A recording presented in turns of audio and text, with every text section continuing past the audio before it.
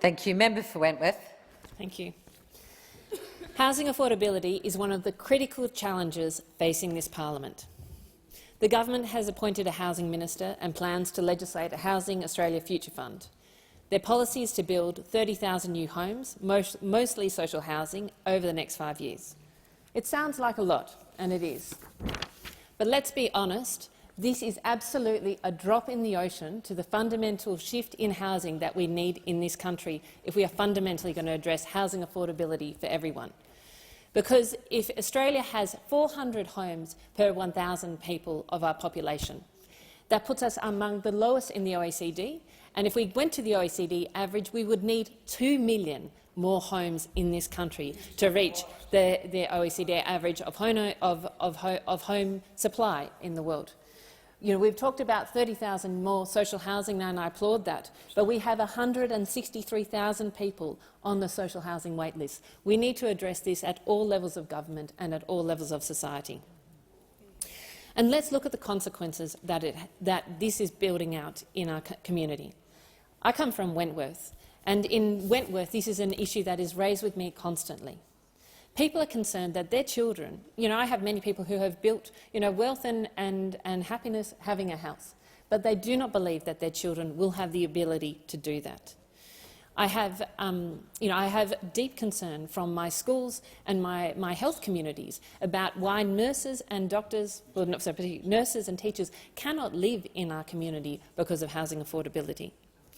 At I went recently to the Friendship Circle, which is a friendship walk where they bring together people who've got children with disabilities and bring those together with other families around the community. And during that walk, I spoke to so many parents who said their children are going to need to have housing as adults, independent housing, but for people with disabilities. And there is absolutely no chance of that being built in the community of Wentworth. I applaud those parents for their concern, but because of housing affordability, there is no chance that they're going to be able to live near their children when they move into independent care.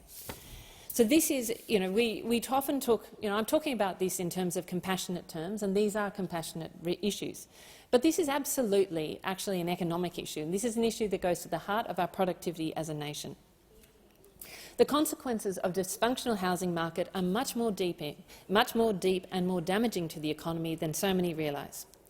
And many of the problems that our society faces are because of worse housing affordability. It pushes people away from where they want to live into where they can afford to live. It imposes huge costs in terms of billions of dollars building roads and public transport systems and to move people around. And this also generates pollution. But it is detrimental to our overall productivity because of our housing structures mean that people do not change housing, they do not change the modes of housing, and we do not have the right sort of housing to meet the needs of our community. So no wonder, with those, who even are trying to build a business, for example, if they're trying to turn their business plan into reality, they realise that commercial and industrial space can also be prohibitive. It's not just housing costs that are important, it's actually about our broader costs of living and costs of commercial property. And that, the fixing housing we have talked about tonight will take a lot of changes, big and small, but the heart of this is supply.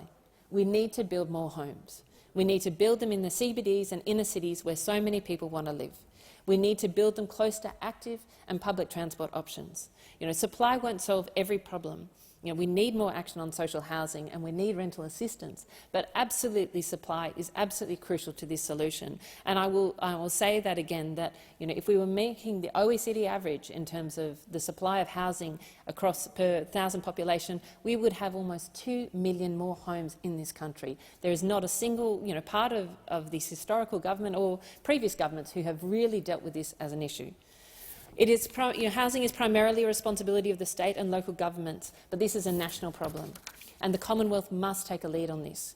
The Labor Party is in government in many, many states in this country. This is the opportunity for the government to take real leadership and truly make a difference here.